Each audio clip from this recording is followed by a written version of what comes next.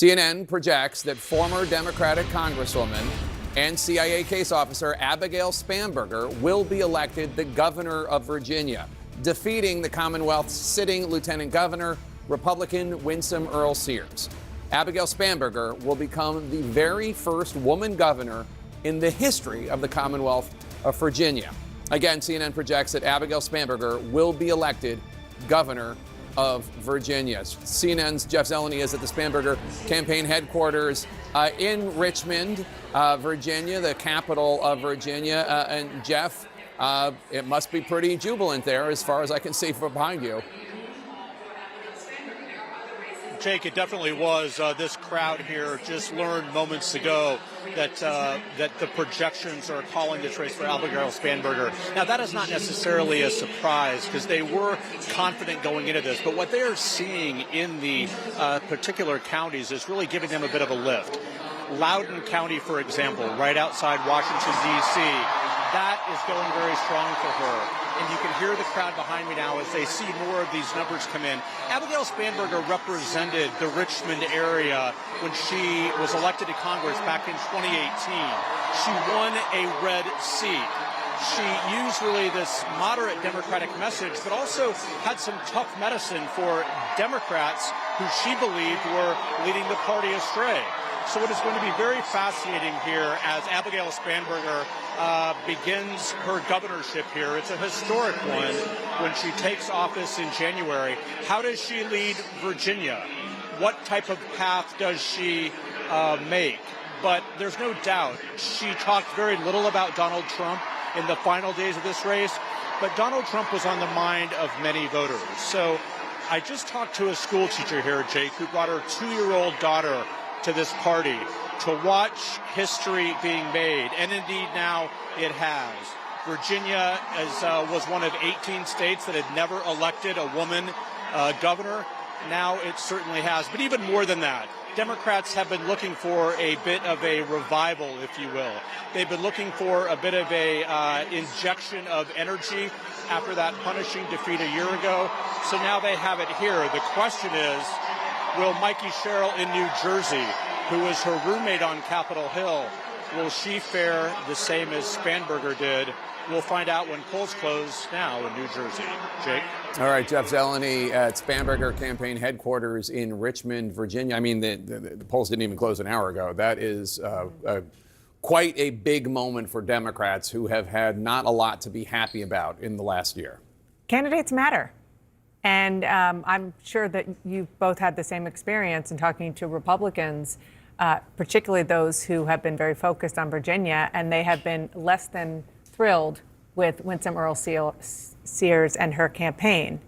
And Abigail Spanberger is a Democrat with the credentials of a military background.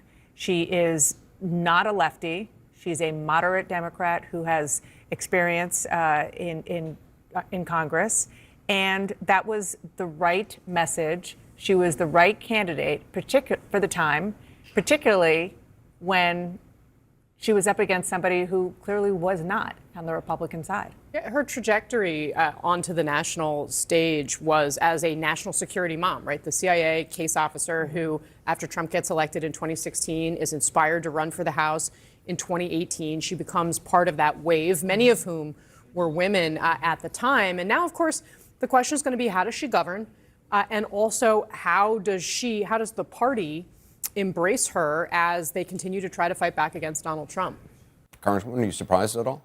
I'm actually not surprised. And I said this before, that Abigail Spanberger is a moderate Democrat. I served with her in the Problem Solvers Caucus. I mean, she was always very reasonable. I think she's very personable. It's unfortunate for Republicans that we lost this because 4 years ago we were so excited. But, you know, honestly, we didn't know how long. We didn't think we were going to really hold on to Virginia. How long could you hold on to a state like Virginia, particularly where you have so many government workers in that area? There's also like a 50-year history of Virginia electing a governor who is not from the party that is in power in the White House. I think the only exception was Terry McAuliffe under Obama.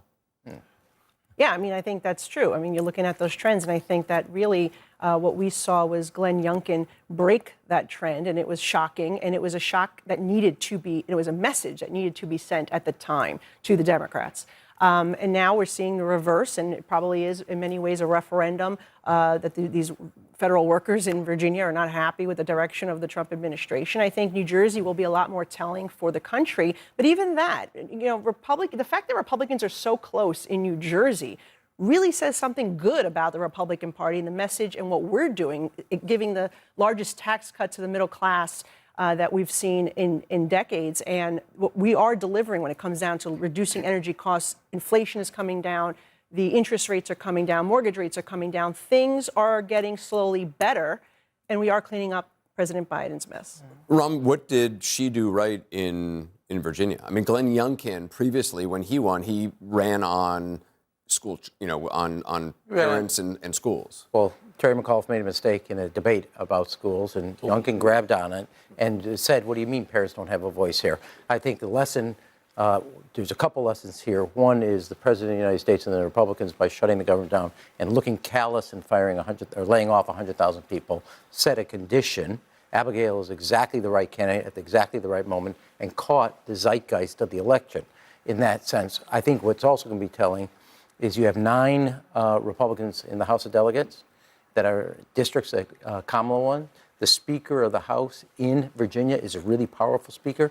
If that goes from a 51-49 to 58-42, you're going to be able to really enact an agenda that I think speaks to the future.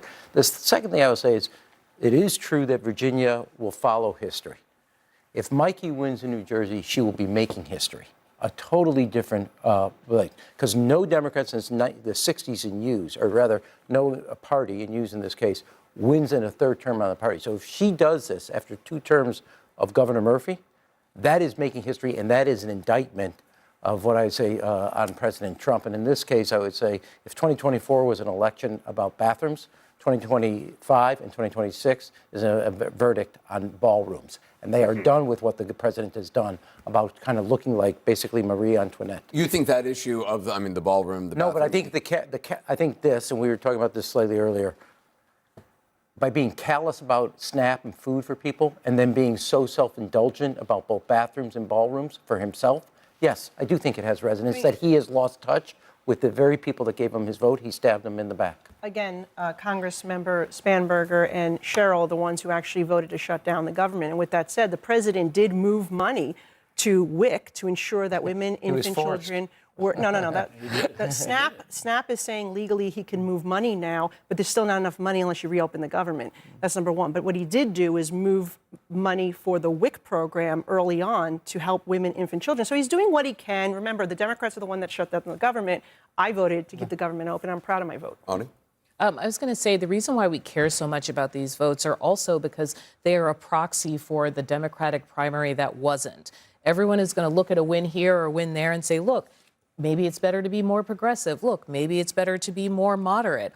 And so there's a reason why everyone is so focused on this, that even though the local politics at play are overwhelming. In New Jersey, property taxes are really rough. Energy prices are really rough. In Virginia, you've got the government shutdown. But what these things have in common is a moment for Democrats to look and say, what is the message that works? Yeah.